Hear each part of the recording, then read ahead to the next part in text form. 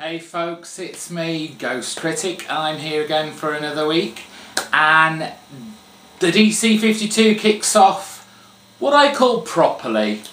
All the titles are starting to filter through now.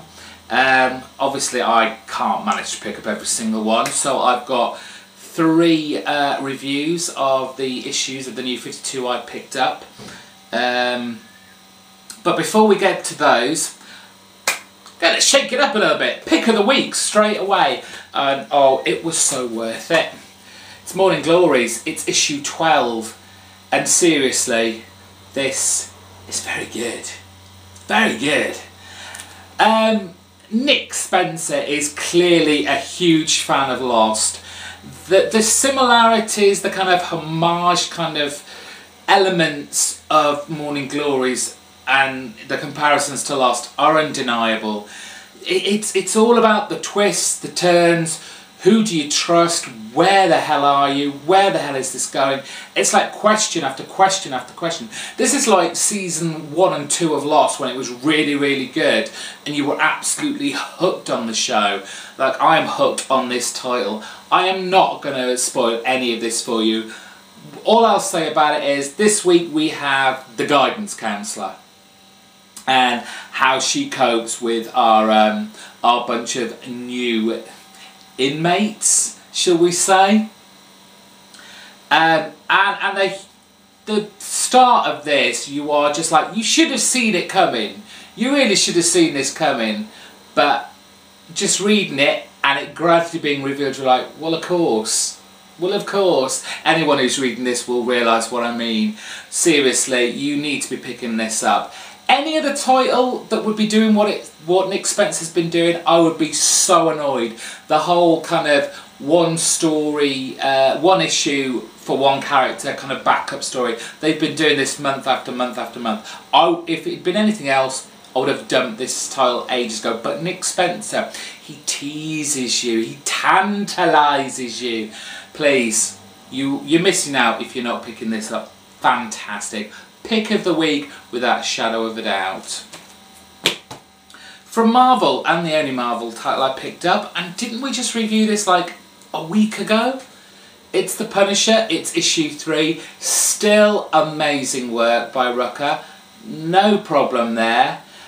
We've got a huge kind of Vulture and Punisher fight this time.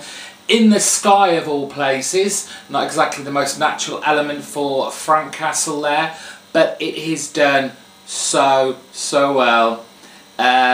Again, character work on all the peripheral characters, still very nice. The up-and-coming reporter woman who wants to be taken seriously, we have her being drawn further and further into Punisher's world. Their paths clash in a most unexpected way, I guess. The artwork by Chichetto, still fantastic, lovely and detailed. One question I will ask for anybody who knows about Marvel and the characters within this. I mean, obviously you can see from the cover we have Vulture, but very human-like. Inside though, he's very primordial, very primal, to the point where, you know, he doesn't even talk properly. There's this kind of guttural, gnarled voice that Rucker has given the Vulture. What happened to the Vulture? Has he kind of mutated into this fully fledged Vulture? If anyone can tell me about that, I'd appreciate it. Great title. Punisher is kicking ass. And Frank still hasn't said one word. How fantastic is that? Definitely the strong silent type at the moment in this story arc. Love it. And so on to the new 52. What did I pick up? Well, very dark titles. Let's kick off with It's Animal Man issue 1. When I first read this, I was not sure. I don't know whether I was excited to just keep reading, get up to the next issue and the next issue, that I really didn't take the time to read this. And I kind of, on first reading, I kind of came out of it a bit, it was okay. Then I read it again, and I loved it. Oh, I love this. You have this very... Let's kick off with just the artwork first. You've got a very indie type feeling book here. This isn't your like bright, bold colours here. It's very muted, it's very clean. The penciling by Travel Foreman is just exquisite. It really, really is. The detail is just beautiful. I've not heard of this guy before. I'll certainly be looking out for his work again. On to the story. You're a new reader. This is what the whole read for launch is all about. Is this issue enough for you to realise what's going on? Well, you know what? I think it is. I mean, straight away, the first page, you have a magazine article, and bish, bash, bosh, that tells you everything you really need, the basics of who Buddy Barker is. Where he's been in his life and where he is now. And then you're straight into this kind of family unit at home in the kitchen, and you can feel the tension there. There are money worries, there's kids demanding pets. This just seems a very normal, dysfunctional kind of family unit. You do wonder where the kind of superheroism is going to come out of this. And of course, out of the blue, there's a hostage situation in a hospital, which Animal Man, you know, he's out there. He's off to try and save these kids in the hospital. And he does his job, but with some unexpected side effects from using his powers. Some powers that he, you know, this side effect that he's not had before. And despite the shocking nature of it, he doesn't seem to be that phased. He doesn't seem to be that worried, because he feels a lot happier, a lot stronger. And so he goes home. The natural thing to do, you know, you've just stopped a hostage situation. Let's go home, let's sleep with the wife. And this is a great thing about Animal Man. He is very grounded, and he does say this. His wife is his rock and anchor. It's stopping him from getting, say, the kind of ego that you get from Booster Gold, say. So yeah, he comes home, he goes to bed, and he has this nightmare. Delicious nightmare.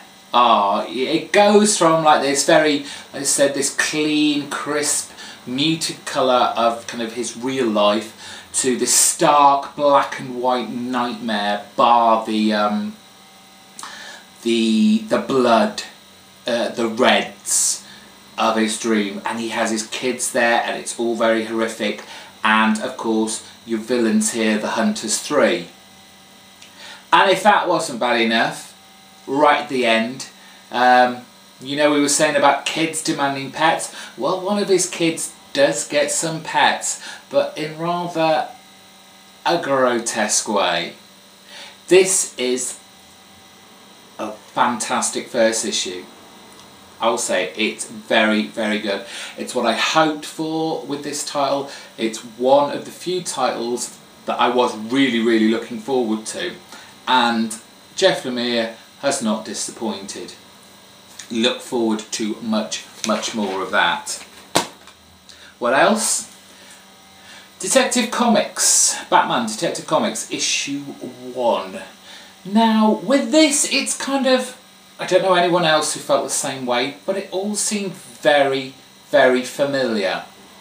Fine. I'm fine with the fact it's, you know, the first issue, the first story arc is Batman and Joker. I'm fine with that. Yes, we've had fight scene and, you know, them clashing so many times in the past. But I think, you know, for a new #1, which baddie you're first going to go to, it's the Joker. I'm fine with that. It's the rest of it that just, it's like Batman running across rooftops. I swear that whole second double page spread of him running over the rooftops, that was in All-Star Batman and Robin. I really need to dig that out, because I'm sure it is. It's almost to the detail, the same double page spread. With regards to that, whatever. Then you've got this scene gets used so many times. You've got Batman, you've got Commissioner Gordon, you've got the bat signal. It's always windy, so Batman's cape can fly all over the place, and Gordon's tie is flying in his face, etc. And there must be some more original ways of showing these guys and their interaction with each other. As the story goes, pretty dark, pretty grim. You've got Joker running around naked, killing people. You've got what seems to be an incredibly inexperienced Batman. And at this point I will probably come back to again and again. I think for new readers, fine, they have nothing to compare this to. For us that have read, you know, all these DC titles for many years, I think the one thing we're all going to get stuck on is where this lies in continuity. Yes, this is meant to be a fresh, for most of it, a clean slate. It's a fresh start. But we have been told certain storylines will survive. So there has to be an element of continuity there. Where does this lie in continuity? Like I said, the fight between Joker and Batman comes across as very inexperienced. He's not seeing the knives coming. He's not seeing the punches and the kicks. This is a Batman that doesn't seem to be thinking, you know, the usual 4 or 5 steps ahead.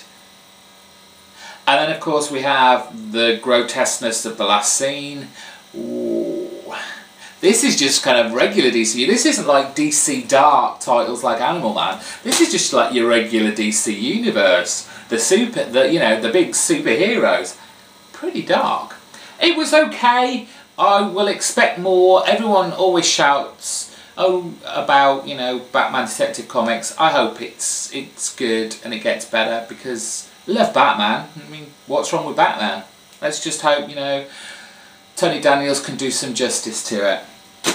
Finally, Swamp Thing issue 1. And okay, you're gonna get your Alan Moore purists who are gonna hate this. Whoever would pick up this title and start writing it, you know, they're gonna hate it. It's not Alan Moore. It's never gonna be Alan Moore. Get over it. Alan Moore probably hates this. He hates comics in general, doesn't he? And what did I think? Kind of okay. I'm not saying it's the greatest start. It didn't wow me. But I think this is going to be quite a slow-moving start.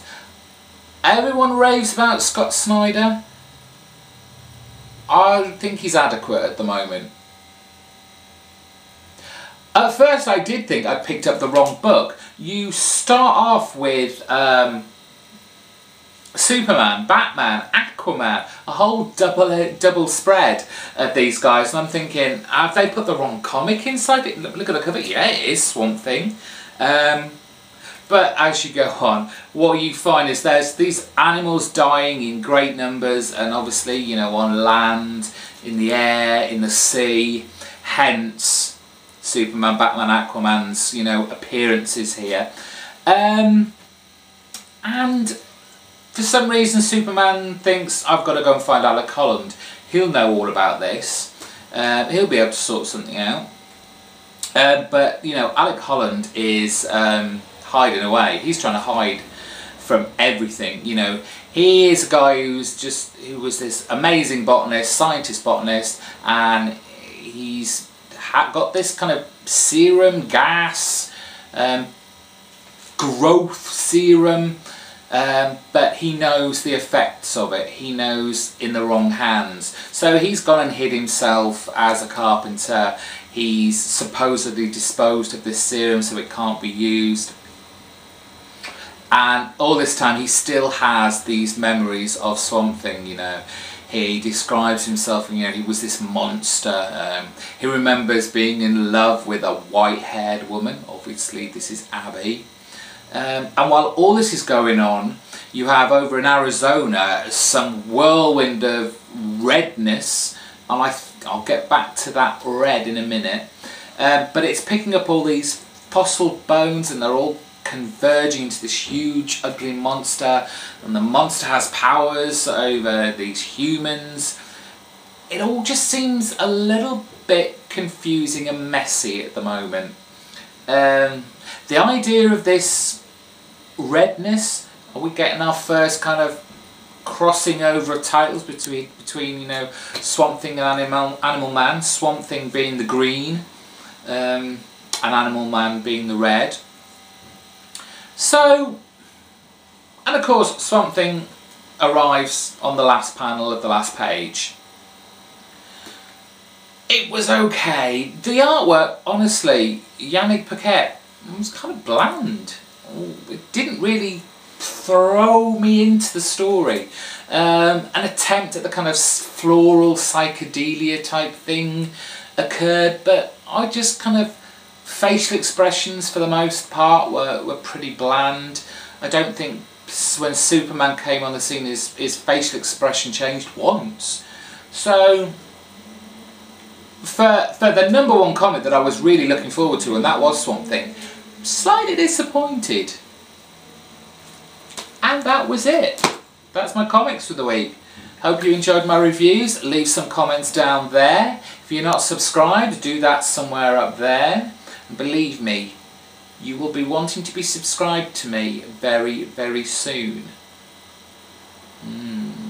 See you later.